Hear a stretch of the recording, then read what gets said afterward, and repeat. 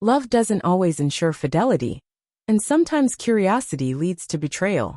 Until not long ago, my existence felt nearly flawless. My spouse, Laura, was my anchor, and our daughter, Chloe, was blossoming into a bright, self-reliant young woman. Our home was warm, our careers fulfilling, and our relationship stood firm, free of petty disputes or chaos. Does understanding the reason behind infidelity truly matter? Or does it ease the pain for the one deceived? For me, Laura was a star at her job, sealing deals effortlessly, yet everything shifted about a year back when her firm secured a massive client, a titan in the field. The man in charge, Richard, was a suave figure in his 50s, exuding a commanding presence.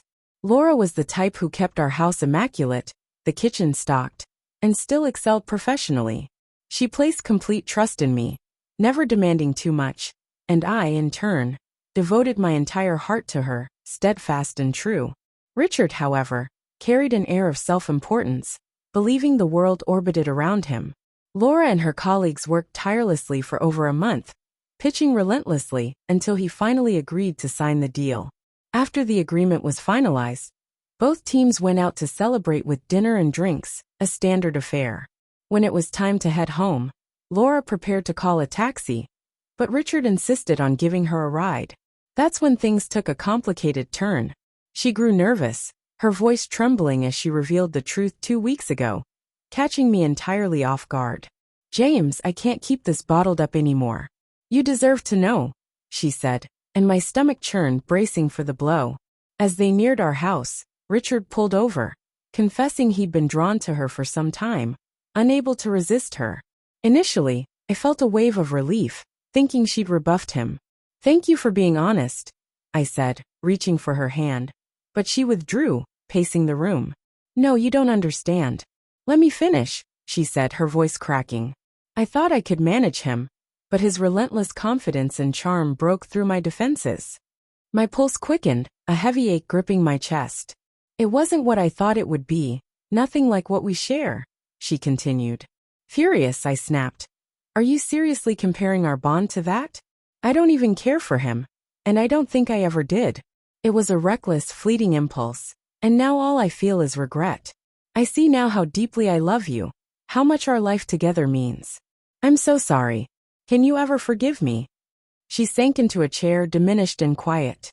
For 27 years, I'd never questioned her loyalty, but now all I could dwell on was how she'd discarded everything for a single night with a man who likely saw her as a fleeting conquest.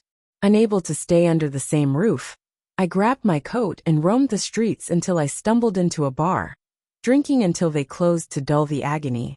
When I finally left, I took a cab to my sister Clara's house. She was stunned to see me in the dead of night, but asked no questions. The next day, after Clara and her husband left for work, I raided their liquor cabinet, losing track of what or how much I consumed. The room began to spin, and I collapsed into a chair, unable to stand. My words slurred into incoherent mumbles, and panic set in as I lost control of my body. Clara returned to find me unconscious, and called an ambulance. At the hospital, she explained I'd suffered a stroke. "It's terrifying, but you'll pull through," she said, trying to comfort me. Betrayed by the woman I adored and now trapped in a failing body, what could be worse? I thought bitterly. The weeks that followed blurred into a fog of therapy and medical care. Laura, Clara, and Chloe took turns tending to me. Laura poured herself into making amends, working all day and spending every night by my side. Gradually, I regained some physical control, but I'm not the man I was.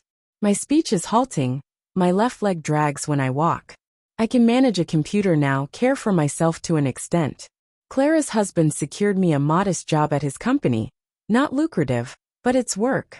I'm staying in one of their apartments for visiting staff. Laura keeps apologizing, reminding me how she nursed me when I was immobile. But does that undo her betrayal? I told her forgiveness feels impossible, even though my heart still aches for her. Chloe, siding with me, barely speaks to her mother now. I don't push it, but I understand her anger. Clara, however, urges me to let go of the grudge. She didn't love him, she argues. That should mean something. But to me, cheating without love feels colder, more deliberate. and I'm unsure if I'll ever move past it.